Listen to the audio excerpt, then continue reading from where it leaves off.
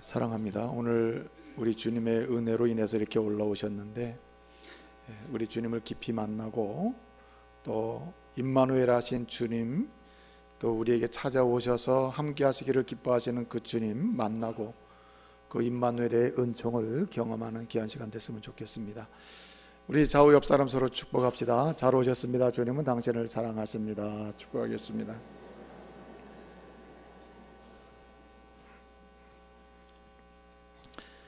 지난주에는 우리 국가적으로 중요한 선거가 있었는데 우리 하나님께서 또 주께서 정하신 뜻을 따라서 또 국가의 지도자를 또 세워주셨고, 또 제가 수요일날 말씀을 드렸듯이 국가의 지도자가 일반 은총의 통로의 역할을 충만히 할 수 있도록 우리가 뭐 해야 한다 그랬죠?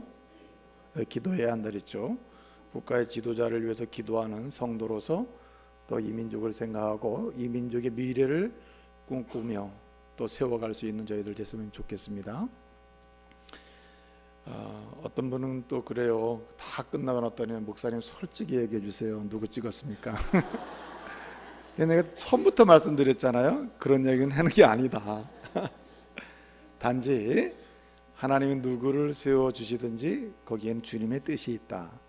그렇기 때문에 우리는 그 지도자를 통해서 하나님의 역사가 어떻게 이루어질지를 소망하고 나가야 하고, 또 보수적인 분들은 건강한 보수가 되도록 기도해야 되고, 진보적인 분들은 진보적인 가치를, 아주 좋은 가치를 뽑힌 당선인이 잘 국가적으로 세워갈 수 있도록 그렇게 서로 기도해서 민족의 미래를 크게 이루어가는 향후 5년이 될 수 있도록 우리가 힘써야 할 줄로 믿습니다. 제가 왜 이 말씀을 드리냐면은 이 역사를 보게 되면 여러분, 사람의 뜻대로 되는 게 하나도 없습니다. 단지 분명한 것은 뭐냐면 하나님이 정한 대로 된다는 거예요. 그렇기 때문에 우리는 하나님이 정한 대로 역사가 이루어진다는 것을 보면서 우리가 뽑아서 우리가 된다 하더라도 이건 내가 뽑은 게 아니고 누가? 하나님이 뽑은 것이다. 이런 믿음이 있어야 돼요. 그런 믿음으로 이 세계 역사를 바라보고 민족의 역사를 바라보는 사람은 자신의 개인의 인생의 역사도 하나님의 손에 의해서 움직여 간다고 하는 믿음으로 승리하게 될 줄로 믿습니다. 여러분, 세계 역사를 보게 되면요, 때마다 역사에 기억 남을 만한 역사가 있어요. 사람들에게 감동을 주는 역사가 있고, 또 사람들의 마음에 큰 추억과 감동과 기억으로 새겨지는 그런 역사적인 사건이 있는 것입니다. 이제 곧 아마 이번 주부터 시작될 것 같은데요, 매년마다 연말이 되면은 각각 언론 매체들이 하는 게 뭡니까? 올해 기억될 만한 뉴스, 올해 잊을 수 없는 뉴스, 올해 우리의 가슴을 아프게 한 뉴스, 우리의 감동을 준 뉴스, 뭐 이래가지고 5대 뉴스, 3대 뉴스, 10대 뉴스 막 뽑잖아요. 그렇죠? 자, 그러면요, 이런 식으로 역사의 뉴스를 토픽을 찾아서 다시 한번 회고하려고 하는 마음이 사람들에게 있습니다. 근데 여러분, 그것도 좋지만은 우리가 정말 중요하게 생각해야 될 게 뭐냐면 하나님이 이 세계를 창조한 이래로 지금까지의 역사 속에서 오고 오는 세대들의 가슴 속에 반드시 남겨져야 하고, 또 지금까지 남겨지고 감동을 주고 기억되고 그 다음에 선한 영향력을 미치면서 완전히 인생을 반전시키고 역사를 반전시킨 토픽이 뭐냐 이거예요. 뭐겠습니까 여러분? 예수 그리스도의 성탄인 줄로 믿으시길 바랍니다. 그래서 여러분, 지금 우리가 BC, AD로 나눕니다만 그게 다 예수 그리스도를 중심으로 역사를 놓는 거 아닙니까? 세계 역사의 중심에 예수 그리스도의 탄생, 주님의 탄생, 성탄을 놓고 주후 주 전후로 따져서 역사를 계산하고 있잖아요. 그래서 우리는 서기 2012년 이래지 않고 믿는 사람들은 보통 어떻게 얘기합니까? 주후, 예수님이 성탄한 이후 2012년 됐다, 이런 식으로 얘기하는 거 아니에요. 주전, 주님 오시기 전 거꾸로 역사를 계산해 나가지 않습니까? 주님 오시기 전 1년, 2년, 3년 거꾸로 BC 몇 년 이런 식으로 계산하잖아요. 그것은 우리가 인정하든 인정하지 않든 세계 사람들이 어떻게 받아들이든 역사의 중심에 예수님이 계시고, 예수님의 성탄은 곧 역사를 완전히 반전시키는 새로운 기회와 축복의 통로가 됐다는 말입니다. 그렇기 때문에 이 예수님의 성탄은요, 여러분 오고 오는 세대 속에 가슴에 깊이 새겨지고 그 영혼을 새롭게 하고 그 삶 전체를 새롭게 하고 한 개인의 인생뿐만 아니라 민족의 역사와 세계의 역사를 날마다 새롭게 하는 능력의 사건으로 남을 줄로 믿으시길 바랍니다. 그래서 영국의 소설가이면서도 사상가였던 이 웰스라고 하는 사람이 있는데, 이 사람은 세계 문화사 대계라고 하는 책을 썼습니다. 한마디로 이 세계 문화사를 탐구해서 그것을 큰 작품으로 저술을 했습니다. 그 가운데 이 예수 그리스도의 중심성, 예수 그리스도의 영향력, 예수 그리스도가 이 세계 문화사 속에서 차지하는 비중에 대해서 그는 굉장히 중요하게 설명했어요. 한마디로 세계 문화의 중심 속에 누가 있어요? 예수 그리스도가 있다. 그래서 그는 말하기를, 비록 예수님은 갈릴리에서 자라고 갈릴리 사람으로 성장하시고 그 사역을 하셨으나 사실 갈릴리 사람이라 하면은 보통의 사람이요, 평범한 사람이요, 어쩌면 뭔가 이 칭송받는 엘리트층보다는 점점 이 로클래스에 속하는 이런 유형의 평가를 받던 사람이 갈릴리 사람들이었습니다. 근데 그는, 웰스는 말하기를, 이 갈릴리 사람, 이 예수라고 하는 분은 이 세상에 태어난 어떤 인간이든지 상관없이 인간들이 가지고 있는 그 마음, 작은 마음으로는 도저히 받아들여서 감당할 수 있는 그런 분이 아니다. 이분은 대단히 위대한 분이다. 그렇게 평가를 했어요. 동의하십니까? 예? 그렇죠. 예? 이분은 한 사람이 그냥 자신의 마음으로 받아들여 가지고 평가해 볼 수 있는 이런 분이 아닙니다. 오히려 우리 인생을 그에게 맡겨서 평가를 받아야 마땅한 그런 분이 바로 예수님이라. 예수의 성탄은 그런 위대한 반전을 세계 속에 남겨놓은 거예요. 모든 사람들의 영혼을 반전시키는 분이 예수 그리스도요, 세계 역사를 반전시켜놓은 게 예수 그리스도요, 민족의 역사나 한 개인의 인생의 역사를 완전히 바꿔놓고 전환시켜 주시는 분이 바로 예수 그리스도이신 것입니다. 그래서 예수 그리스도의 성탄은 그 자체가 축복이에요. 여러분, 예수 그리스도의 성탄은 무엇입니까? 하나님이신 예수님이 하늘 보좌와 그 영광의 자리를 버리시고 그리고 이 땅으로 오신 분이십니다. 그 사건이 성탄이에요. 성육신이에요. 그러므로 주님이 이 땅에 성탄하셨다는 것은 세상과 함께 하시고자 하심이요, 세상 모든 인류와 함께 하심이요, 또 모든 사람들과 함께 하시고자 하시는 그런 놀라운 사건인 것입니다. 그래서 여러분, 예수님의 또 다른 이름을 뭐라고 부릅니까? 임마누엘이라고 합니다. 임마누엘, 하나님이 우리와 함께 하신다. 그분이 바로 예수 그리스도다. 예수님의 성탄은 하나님이 우리와 함께 하신 사건이요, 예수님이 이 땅에 오신 것은 하나님이 우리와 함께 하시는 놀라운 기적의 역사다. 이렇게 말하는 것입니다. 그렇기 때문에 주님이 이 땅에 오심으로, 주님이 이 땅에 오셔서 함께 하심으로, 주님이 이 땅에 오셔서 사람들과 함께 하심으로 그 나타나는 현장은 모든 것이 축복인 줄로 믿으시길 바랍니다. 주님이 오셔서 함께 하시고, 주님이 오셔서 머무시고, 주님이 오셔서 손잡아 주시고, 주님이 오셔서 뭔가 일을 하시는 곳에서 저주가 일어나는 것은 없습니다, 여러분. 그럼 뭐가 일어나느냐? 주님이 초림하심으로 일어난 모든 사건은 다 축복의 역사였어요. 우리는 그것을 임마누엘 역사라 그래요. 임마누엘 축복의 역사라. 주님이 이 땅에 오셔서 함께 하심으로, 임마누엘 하심으로 일어난 모든 것은 다 축복이에요. 그래서 우리는 임마누엘 축복이라 이렇게 말하는 거예요. 여러분, 주님이 이 땅에 오시고, 주님이 여러분을 찾아가시고, 주님이 여러분의 가문에 찾아가시고, 주님이 함께 하시면 어떤 일이 일어나고 일어났습니까, 여러분? 주님이 함께 하심으로 일어난 사건들을 보게 되면은 한결같이 뭐가 일어나고 있어요? 거기에는 기적이 일어나고 있어요. 그래서 여러분, 주님의 임마누엘의 축복은 우선적으로 무엇이 임마누엘 축복입니까? 주님이 임재하시고 함께 하시는 곳에는 살아나는 역사가 일어나는 줄로 믿으시길 바랍니다. 그래서 여러분, 주님이 머무신 곳, 주님이 가신 곳, 주님이 동행하신 곳, 주님이 만나주신 곳, 주님이 만져주신 곳은요, 거기에서는요 이상하게도 살아나는 역사가 일어나요. 죽은 영혼이 살아나고 병든 자가 치료함 받고요, 그리고 넘어진 자가 일어나게 되고요, 불가능한 것이 가능하게 되고 비정상이 어떻게 바뀌어요? 정상으로 바뀌게 돼요. 그것이 살아나는 역사. 성탄하신 주님이 함께 하실 때 거기에는 살아나는 역사가 일어난단 말이에요.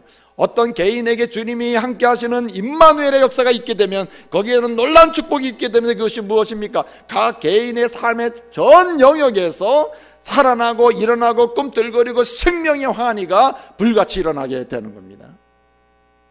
그래서 여러분, 사도 요한은 예수님의 말씀을 기록하고 있습니다. 요한복음 10장 10절 이하에서 뭐라 그랬습니까? 인자가 온 것, 내가 온 것은 양으로 하여금 뭘 얻게 하고? 생명을 얻게 하고 했습니다. 생명. 그리고 생명의 풍성함을 더 누리게 함이라 했어요. 여러분, 우리 주님이 오신 곳에는 생명의 역사가, 생명의 불꽃이 일어나요. 그래가지고 생명이 살아날 뿐만 아니라 생명의 풍성함을 더 누리게 하는 은혜가 있게 되는 것입니다. 그래서요, 두 번째로 이 예수님이 함께 하시고 임마누엘 하신 곳에는 어떤 축복의 역사가 일어나는가? 살아나고 살리는 축복의 역사가 일어날 뿐만 아니라 살아나고 살림을 받은 곳에서 뭐가 일어납니까? 거기에 기쁨과 환희와 감격과 평강이 넘치는 그런 기뻐하는 역사가 일어나는 것이에요. 그래서 예수님은 요한복음 15장 11절에서 뭐라고 했었습니까? 내가 너에게 이것을 이름은 누구든지 내 이름으로 내 기쁨이 너희에게 어떻게 해요? 충만하게 하려 함이라 했어요. 그래서 여러분, 주님이 임재하시고 주님이 함께 하시는 곳에 뭐가 일어나느냐? 주님으로 인한, 주님으로부터 오는 기쁨이 충만하게 일어나는 것입니다. 여러분, 환경과 상관없이 일어나는 것이에요.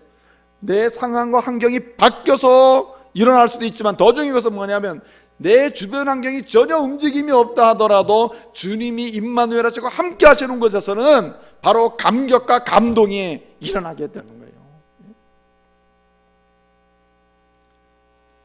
그렇기 때문에 시편 30편 11절에서는 뭐라고 말씀하고 있습니까?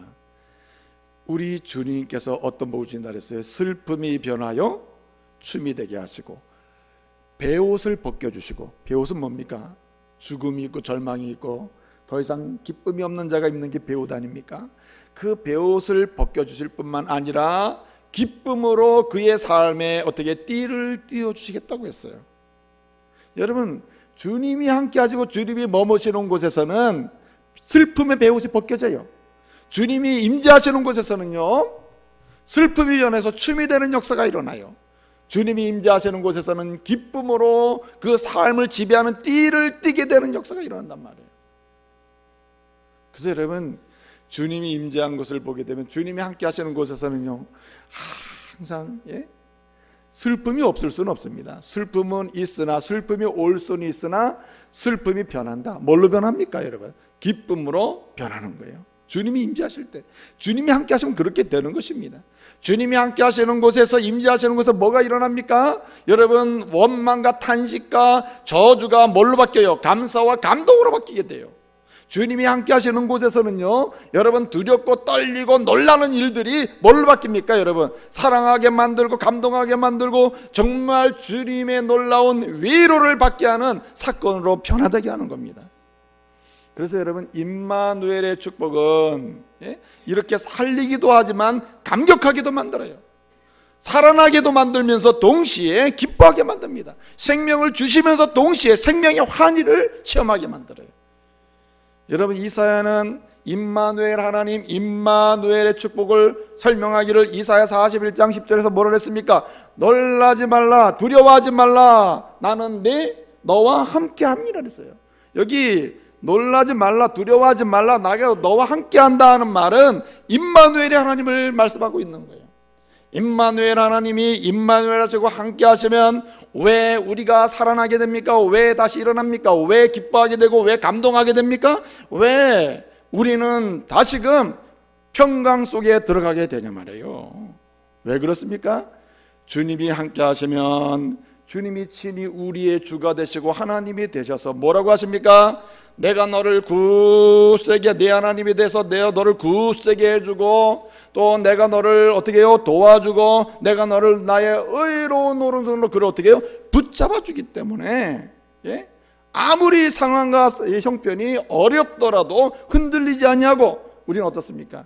살아나는 거예요. 일어나는 거예요. 생명의 호흡을 하는 거예요. 그래서 웃게 되는 거예요. 웃을 수가 있게 되는 것입니다. 근데 여러분, 그뿐입니까? 주님이 임마누엘 하는 곳에 어떤 축복이 나타납니까? 여러분, 쓰임받는 축복이 일어날 줄로 믿으시길 바랍니다.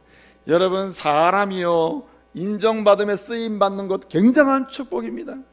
하나님이 나에게 임재하시고 나와 함께 하시면 나에게서 생명이 살아나고 역동적인 힘이 나타나고 생동감이 있고 생기가 돌게 될 뿐만 아니라 감동과 감격이 있게 돼서 어떻게 됩니까? 나 홀로 이 감격과 기쁨 속에 갇혀있는 그런 사람이 아니라 이 생명의 기쁨과 그리고 감격을 증언하고 이 생명을 주신 분, 나로 하여금 즐겁게 만드시는 누군가, 그 구세주 되신 예수 그리스도를 증언하면서 전달하면서 그 살려내고 또 감격을 누리도록 다른 사람을 축복하는 쓰임받는 사람이 된다는 말입니다.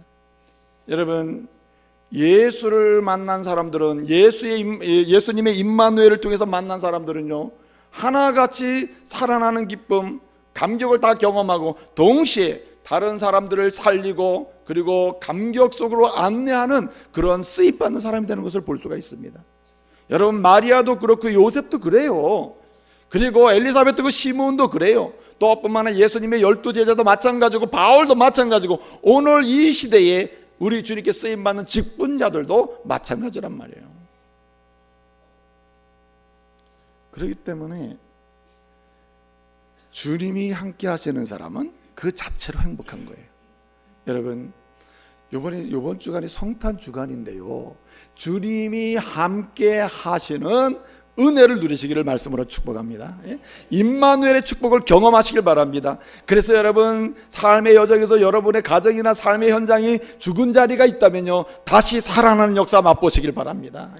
굉장히 어떤 특정한 일로 인해서 고민하고 아파하고 탄식하는 일이 있다면 즐거워하고 감동하며 다시 환희의 창가를 부를 수 있는 주의 종들 되시길 바랍니다. 뿐만 아니라 여러분 개인적으로 여러분 개개인의 삶에서만이 아니라 관계 속에서, 직장에서는 어디서든지 여러분 축복의 통로로 쓰임받는 그런 은총도 경험하시길 바라요. 여러분, 임마누엘의 축복 우리는 경험하고 누려야 됩니다. 근데 여러분, 문제는 어디 있습니까?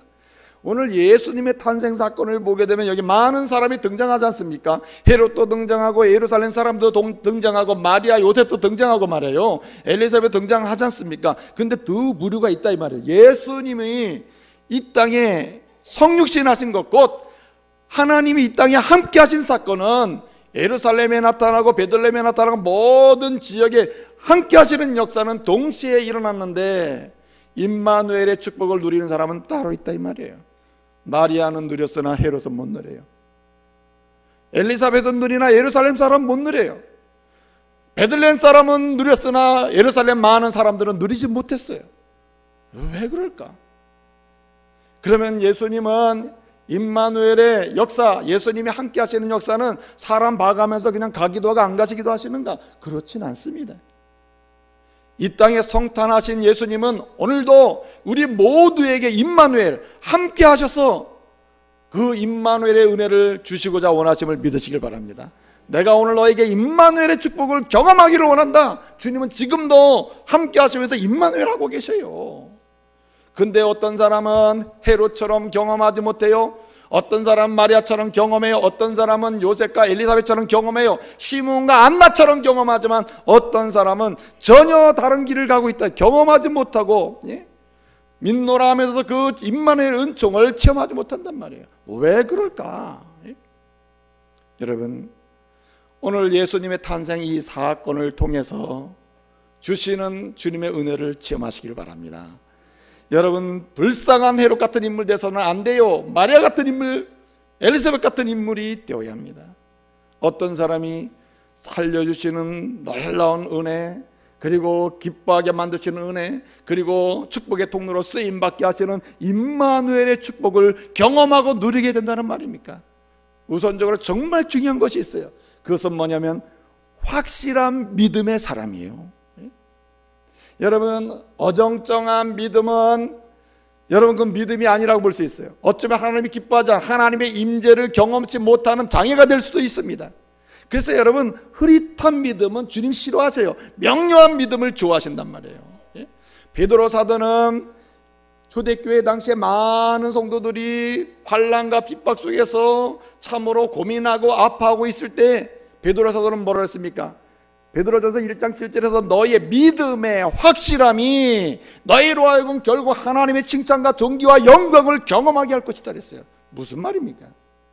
확실한 믿음의 사람에게 주님의 임재가 경험된다는 거예요. 주님은 오늘도 우리의 가까이하고 임마누엘 하시는데 그 임마누엘의 은혜를 누가 경험하느냐? 확실한 믿음의 사람이 경험한다. 여러분, 이 마리아가 등장하죠. 어떤 사람은 참 마리아는 좋겠다. 참 우리 예수님을 잉태해서 낳았으니 얼마나 좋은가. 마리아는 축복받은 여인. 맞습니다. 마리아는 축복받은 여인이에요. 그렇다고 해서 마리아는 우리와는 다른 특별한 여성은 아니에요. 우리도 마리아처럼 아기 예수님의 임마누엘의 축복을 받을 수가 있는 것입니다. 누릴 수가 있는 것이에요. 누리도록 그렇게 복을 주셨어요. 어떤 경우에? 마리아의 신실한 믿음이 우리의 믿음이 되어야 합니다. 여러분, 마리아는요, 주의 천사가 다가와서 말을 합니다. 내가 성령으로 잉태하여 아들을 낳을 것이다 라고 얘기합니다. 그래서 누가복음 1장 27절에 천사가 와서 얘기하죠. 그랬더니 1장 34절에서 이 마리아가 뭐라고 응답합니까? 나는 남자를 알지 못합니다. 근데 어떻게 내게 이 일이 이루어질까요? 라고 얘기해요.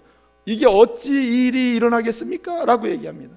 우리는 얼핏 보면은 이 이야기가 마리아의 응답이 의심하거나 뭔가 확신이 없어서나 뭔가 반문하는 식으로 이해하기 쉽잖아요. 아니, 그런 일이 어떻게 왜 일어난단 말입니까? 이렇게 이해하기 쉽죠. 그러려면 누가복음 1장 34절에 어째서 어떻게 일이 있을 수 있을까야 라고 말할 때 그 말은 원래 원문의 뜻은 의심하거나 염려하거나 뭐 이게 가능할까라는 이런 문제가 아니에요. 주께서 주의 천사를 통해서 말씀하셨사온데 그 말씀은 분명히 이루어질 것입니다. 그런데 그것이 어떤 방식으로 이루어질까요? 라는 질문이에요. 한마디로 믿음의 질문이라 이 말입니다. 영어 성경을 보게 되면요, 영어 NIV 영어 성경을 보게 되면은 이 원문에 가까운 해석을 해놨습니다.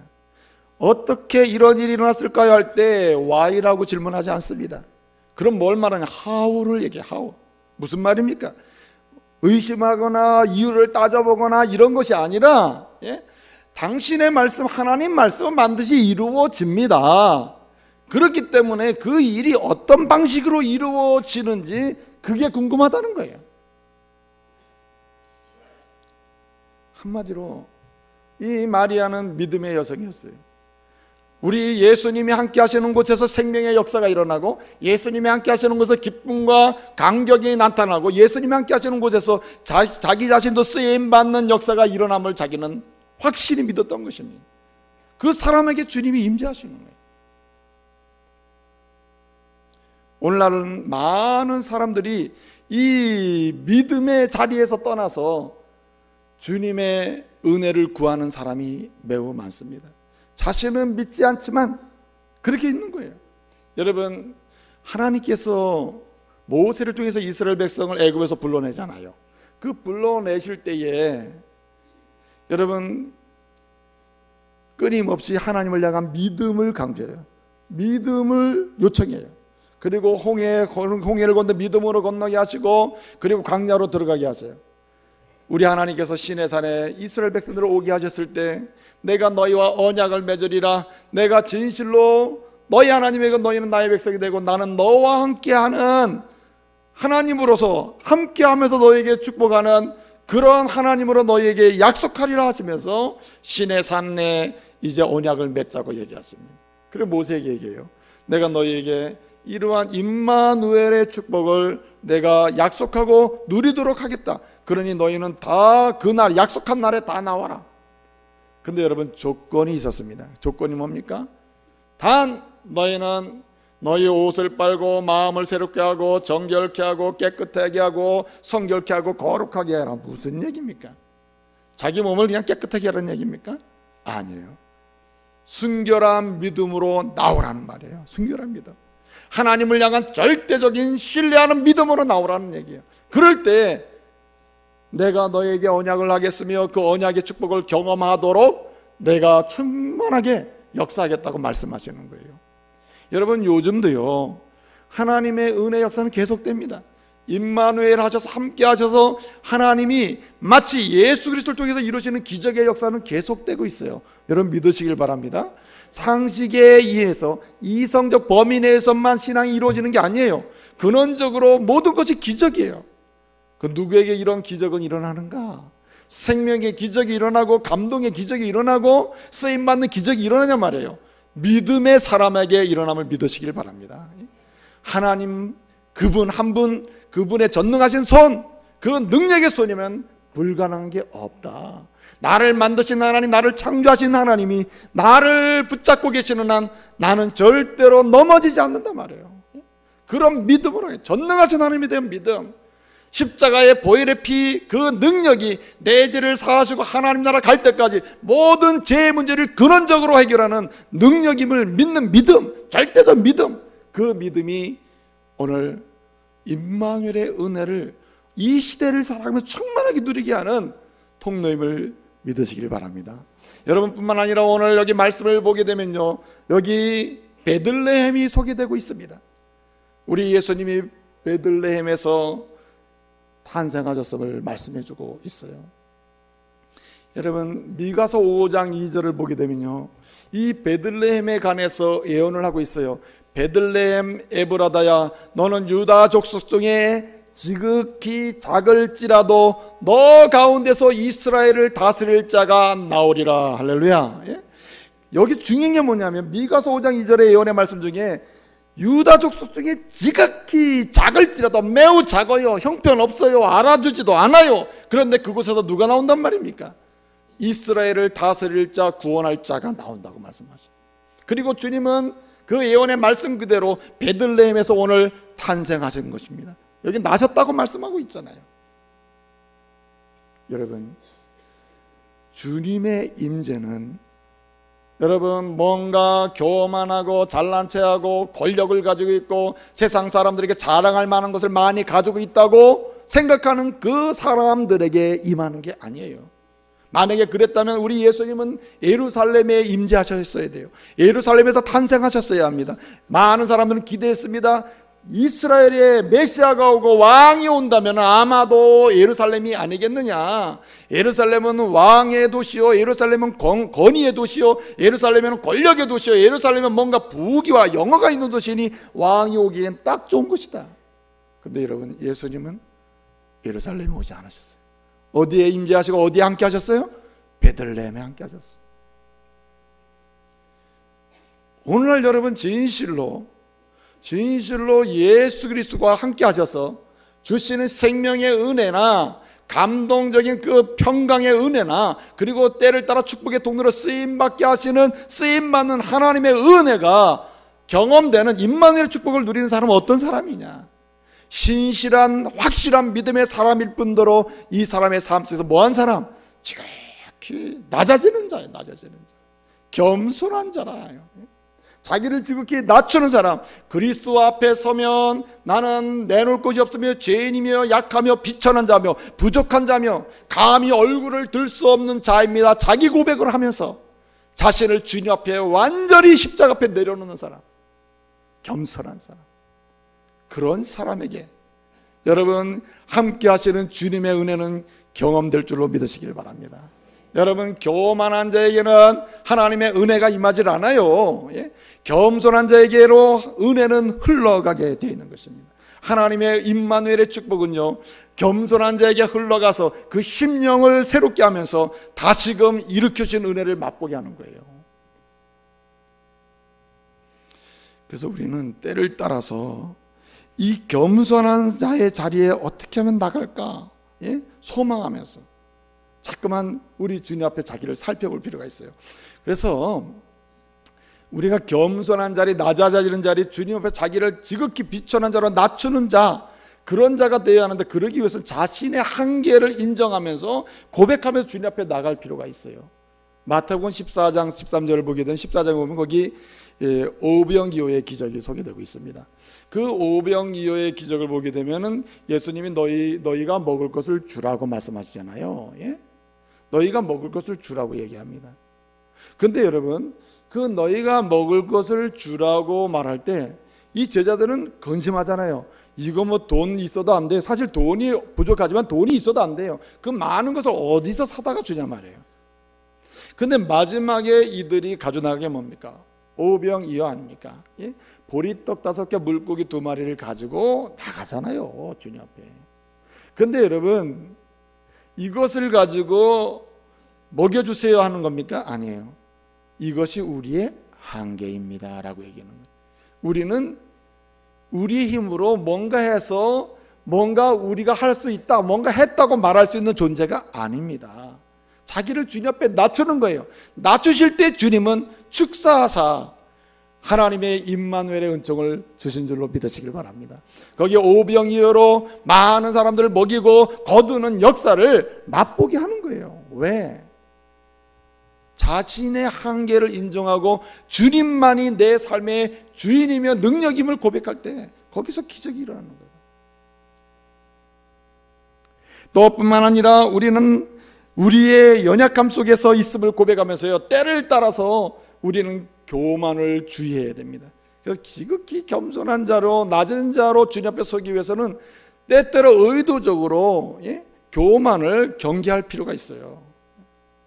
요즘에 이 국가적으로 굉장히 체계가 잘 돼 있어가지고 뭐 무슨 주의보, 무슨 경보 때마다 뭐 다양하게 내리잖아요. 그런데 성도들이 우리가 하나님의 자녀로서 임마누엘의 그 살리시는 은총이라든지 감격적으로 성령에 충만하고 기쁨을 누리는 은총이라든지, 또 뿐만 아니라 우리가 주님 앞에서 때를 따라 축복의 통로로 쓰임받는 역할을 잘하는 이런 은혜를 누리기 위해서는요, 정말 주의하고 우리가 우리 스스로 나 자신에게 내려야 될 경보 내지는 주의보가 있다면 그건 교만 경보예요. 교만 경보. 교만 주의보를 항상 내리고 있어야 돼요. 그래야 임마누엘의 은혜를 경험하고 우리 함께 하시면서 임마누엘의 은혜를 누리기를 소원하시는 주님 앞에서 그 은혜를 나눌 수가 있게 되는 거예요. 여러분, 언제 여러분 교만이 이렇게 싹이 나고 자꾸 올라오려고 합니까? 여러분의 주님 앞에서 죄인인가 자기 자신이 아무것도 아님을 고백하는 그 믿음의 고백을 짓누르고 교만이 올라와서 여러분의 모습을 교만하게 만들 때는 언제냐 말이에요. 뭔가 많은 것을 갖게 되면 교만해집니다. 여러분, 좀 가난하고 어려울 때는 굉장히 겸손해요, 사람들이. 그런데 여러분, 뭔가 조금 뭐 부동산을 하나 샀다가 팔아가지고 부자가 됐다, 뭐 재테크를 해가지고 부자가 되면 이상하게 교만해집니다, 여러분. 그러면서 여러분 뭐라 그래? 마태복음 12장에 나오는 것처럼 뭐라고 보통 얘기합니까? 내 영혼아, 내 창고에 이렇게 많이 쌓였으니 뭐라고 얘기해요? 이제 평안히 눕고 먹고 마시며 쉬어보자 그러잖아요. 그런 교만한 어리석은 자에게 하나님의 임마누엘의 은총은 경험되지 않아요. 오히려 그를 향해 주님 뭐라 그러십니까? 어리석은 자요, 내가 그렇게 하나님의 임마누엘의 은혜를 받을 기회가 많았건만 그 은혜를 차버리는 사람이다. 차버리는 사람. 그리고 여러분 또 언제 교만했죠? 싹 올라옵니까? 제가 이렇게 우리 성도님들을 경험해 보면 교만이 이렇게 싹, 사실 교만 경보를 항상 내리고 있어야 돼요. 근데 언제 스스로 교만 경보를 내려야 되냐면은 굉장히 봉사 열심히 할 때입니다. 열심히 일할 때, 교회에서 열심히 뭔가 감당하고 있을 때 교만주의보, 교만 경보를 내려야 돼요. 그래서 여러분 누가복음 17장에서 주님 뭐라고 말씀하셨습니까? 뭐라고 얘기하라래요? 주님이 명령한 것을 말씀하신 대로 했을 뿐입니다. 이 종은 무익한 종일 뿐입니다. 내가 한 것은 자랑할 것이 아닙니다. 이렇게 많은 일을 한 것처럼 보여도 사실은 주님이 하신 것이고 나는 주님 앞에 뭐예요? 무익한 종일 뿐입니다. 무익할 뿐이에요. 나 같은 죄인 살리셔서 이렇게 사용해 주시니 얼마나 감사합니까? 그러는 가운데 뭐가 또 나타나요? 하나님이 함께 하셔서 그의 마음을 기쁘게 해주시고 평강의 복을 함께 하시지 않습니까? 어떤 경우에는요, 세상에서 뭔가 권력과 명예를 얻으면 사람이 교만해집니다. 그래서 여러분 보통 이 임마누엘의 은총을 경험하는 것과요, 세상에서 자신의 명예와 권력이 높은 것과는 상당히 좀 거리가 멀 때가 있습니다. 그래서 세상에서 높아지면 교회에서도 대우받고 싶죠. 교회에서도 자기가 뭔가 세상의 권력을 가진 사람으로서 인정받고 싶어하는 게 있단 말이죠. 여러분, 역대하 32장을 보게 되면 히스기야의 이야기가 나오거든요. 히스기야가 얼마나 하나님의 은혜를 많이 받았습니까? 그래서 나라가 견고해지고 부유해졌습니까? 여러분, 역대하에 나오는 왕들 앞에 붙는 말 중에 교만해서 하나님의 임만의 축복을 경험하지 못한 사람들에 대해서 뭐라고 설명하냐면, 저가 점점 강성하여짐에 뭐하여지고 교만하여지고 악을 행했다고 나와 있어요. 여러분, 히스기야가 점점 강화해지고 뭔가 든든해지고 뭔가 성공하게 되었을 때 그는 어떻게 됐습니까? 교만하여 은혜를 기억지 않고 보답지 않았다고 했습니다. 그렇기 때문에 세상에서 뭔가 잘 될 때, 뭔가 사업이 잘 되든 뭔가 진로가 잘 열리든 어떤 일이 잘 열릴 때, 그때 어떻게 되느냐, 우리는 그때에 우리는 어떻게 해야 합니까? 교만 경보를 내리고, 이거 다 누구의 은혜? 주님의 은혜구나. 주님의 은혜. 나를 위해 십자가에 죽으시고 부활하신 예수 그리스도의 은혜구나. 나를 구원하신 예수님의 은혜구나. 나를 하나님의 자녀 삼으신 주님의 은혜구나. 그렇게 낮아지고 내려갈 때에 여러분, 거기에 임마누엘의 역사가 시작될 줄로 믿으시길 바랍니다. 오늘 여기 한 가지 더 생각할 수 있는 것은 뭐냐면, 오늘 예수님이 탄생하셔서 어디에 누웠다 그랬죠? 말 구유에 누웠다 그랬어요. 여러분, 이 구유라는 것은 오늘 중요한 메타포 역할을 해요. 무슨 얘기냐? 이 구유는 예수님 말 구유에 탄생하셔서 거기에 누웠다는 말은 예수님의 생애가 이와 같음을 보여주는 것입니다. 예수님의 생애는 마치 탄생하셔서 말구에 누인 상태와 같은 인생이 그의 전 인생 속에, 사역 속에 진행된다는 것을 보여주는 것입니다. 무엇입니까? 여러분, 우리 예수님은 이 땅에 오셔서 여러분 죄인들과 함께 하시고 비천한 자와 함께 하시고 연약한 자와 함께 하고 불쌍한 자들과 함께 하고 그리고 부족한 자와 함께 하시면서 뭐 하신 분이에요? 동행하신 분이 주님이십니다. 그렇기 때문에 이 땅에 임재하셔서 함께 하심으로 주시는 은혜, 임마누엘의, 예수 그리스도께 주시는 임마누엘의 축복을 누리는 사람은 어떤 사람이냐? 예수님처럼 그 주님의 이름으로 감사와 감격으로 약한 자, 약자, 사회적인 뭔가 연약한 사람, 불쌍한 사람, 가난한 자, 비천한 자, 죄인들, 그런 사람들과 어떻게 해요? 의도적으로 주님이 나와 함께 하신 것처럼 그렇게 함께 하면서 뭐 하는 사람? 동행하는 사람, 그 사람에게 주님은 살리시는 역사, 감격의 역사, 쓰임받는 은혜를 주시는 겁니다. 여러분, 사람들은 이 사실을 때때로 알아요. 많은 그리스도인들이 약자와 연약한 자와 죄인들과 불쌍한 자와 함께하면서 동행하는 것, 이것이 임마누엘 축복의 통로라는 거 알아요. 그런데 못해요. 왜 그럴까요? 여기에는 굉장한 대가가 요구되기 때문에 그래요. 생각해 보십시오.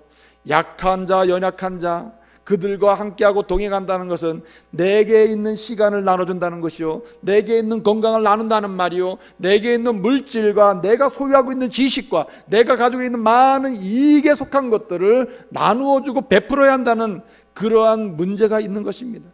이건 대가를 치르는 거죠. 굉장한 대가를 치러야 동행이 가능합니다. 사실은 지난주에 우리가 사랑의 쌀 나누는 일을 했잖아요. 그럴 때 얼마나 감사한지 몰라요. 어떤 할아버지께서 생명부지의 정말 사람인데 정말 한 번도 본 적이 없는데 이와 같이 이렇게 중부교회에서 모든 성도들이 합심해가지고 이렇게 매년마다 나 같은 사람에게 이렇게 쌀을 보내주고, 그것도 어쩌다가 한 번이 아니라 매년마다 벌써 몇 년째 내가 이렇게 사랑의 쌀을 받아 먹고 있는데 참 감사하고, 그러면서 쭉 얘기를 해요. 그러면서 중부교회가 무궁발전하기를 기원합니다. 그리고 또 중요한 말도 써놨어요. 참 하나님이, 그 하나님 믿는지 안 믿는지 모르겠는데 하나님께서 특별하게 김미열 목사님을 세상에 보내줘가지고 이런 좋은 일하는 교회를 만들어요.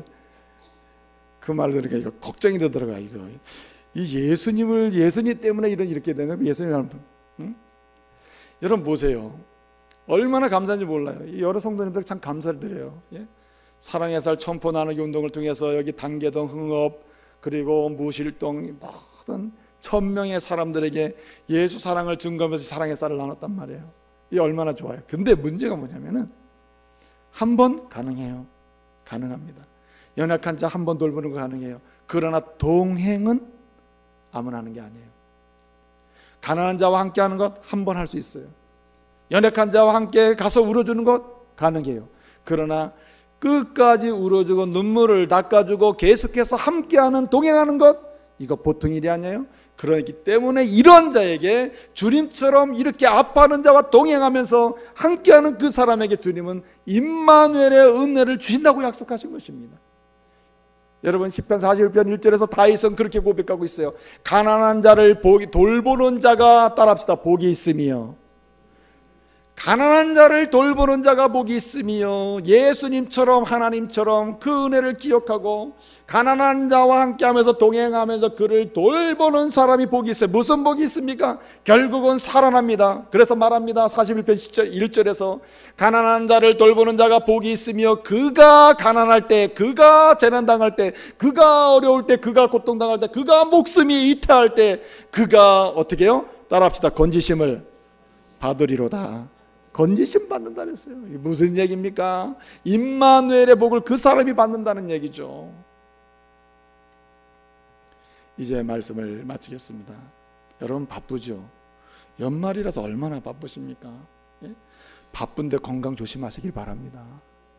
근데 여러분 진짜 바쁜 일인지 돌아는 보세요. 이게 진짜 바빠서 바쁜 건지, 아니면 그냥 정신없이 그냥 바쁜 건지, 아니면 이게 바쁜 척 하는 건지, 나도 모르게 바쁜 척 하고 있을 수도 있거든요. 그래서 여러분 다시금 신앙의 여정 속에 여유를 찾으시길 바랍니다. 다시 진실하고 확실한 믿음의 자리로 돌아서시길 바랍니다. 다시요 여러분, 낮아지는 자리, 주님처럼 겸손한 자리로 내려가서 주님을 전심으로 섬기는 봉사를 하시길 바랍니다. 다시 여러분, 오늘 드린 말씀처럼 여러분 연약한 자와 불쌍한 자들과 함께하면서 동행하는 그 자리를 사모하면서 그 자리로 돌아가시길 바랍니다. 그래서 바쁘다면 그 사람은 축복받을 놀라운 일을 하고 있는 거예요. 여러분 아주 오래전에 어떤 사람이 만든 에피소드겠습니다만은 이런 에피소드가 있습니다. 어느 마을에 예수를 잘 믿는다고 하는 사람들이 꽉 찬 마을인데 그 가운데는요 성당이 있었답니다. 그런데 어느 날 예수님이 그 마을에 찾아가셨대요.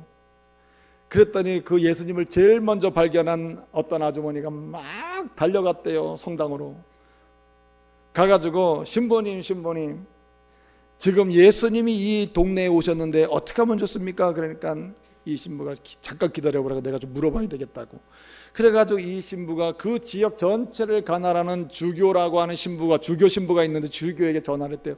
주교님 지금 우리 동네에 예수님이 예고도 없이 갑자기 오셨는데 지금 우리 성도가 어떻게 하면 좋겠냐고 묻습니다. 아니 지금 보니까 저기 전화 받으면서 보니까 지금 교회 앞마당 들어오고 계시네요. 어떻게 하면 좋습니까? 그랬더니 이 주교 신부가 이렇게 얘기했대요. 내가 잠깐만 기다려보라고, 내가 저 교황청으로 전화해가지고 교황에게 좀 물어봐야 되겠다고. 그러면서 급하게 이 주교가 교황에게 전화를 했대요. 교황님, 지금 내가 가나라는 지역의 한 동네의 한 성당에 지금 예수님이 갑자기 예고도 없이 오셨다는데 이거 어떻게 처리하면 좋겠습니까? 교황이 가만히 대답 않고 있다니만 마지막에 이러더래요. 방법은 딱 하나. 바쁜 척 하시오. 바쁜 척 하라고. 이런 에피소드가 왜 나오겠어요? 물론 캐톨릭의 뭔가 형식주의와 예수님을 진실로 만나지 않는 이런 것에 대한 뭔가 풍자일 수도 있으나, 또 한편으로는 오늘 이 시대를 은혜 가운데 살아가는 그리스도인들의 삶의 모습을 풍자한 거예요. 오늘 우리가 얼마나 예수 믿습니다, 예수님을 사랑합니다 하면서요, 온갖 자신의 삶을 살아가는데 사실은 바쁘지 않아도 될 것에 바쁘고, 바쁘지 않은데도 바쁜 척하고, 그러면서도 바쁘다고 얘기하면서 정신없이 오직 세상을 향해서 나가고 있단 말이에요. 거기에 뭐가 부재합니까? 임마누엘의 은총이 부재하니 영혼이 메마르고 영혼이 답답하고, 교회를 나가고 예수를 믿는다 하는데도 불구하고 즐거움이 없단 말이에요. 여러분, 성탄 주간을 맞이해서요, 이제는 회복하시기를 바랍니다.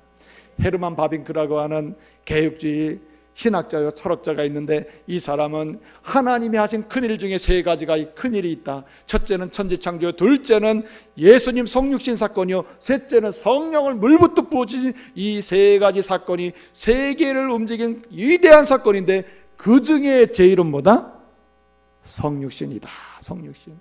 천지창조도 중요하고 성령을 부어준 것도 중요하나 그 한가운데의 봉우리, 정말 중요한 역사적 사건은 성육신이다. 그러므로 성육신하신 예수 그리스도의 임마누엘의 복을 받는 자가 진실로 어떻게 해요? 신앙의 기쁨과 감격 속에 사는 자라는 거예요.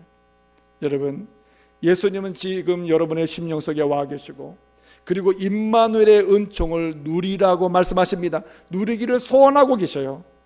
여러분, 다시 신실하고 확실한 믿음의 자리, 그 자리에 서십시오. 다시요, 겸손의 사람이 되십시오. 낮은 자리에 서십시오. 다시 여러분, 주님의 마음으로 주님처럼 가난하고 연약한 자와 함께하면서 동행하는 복된 인생 사시길 바랍니다.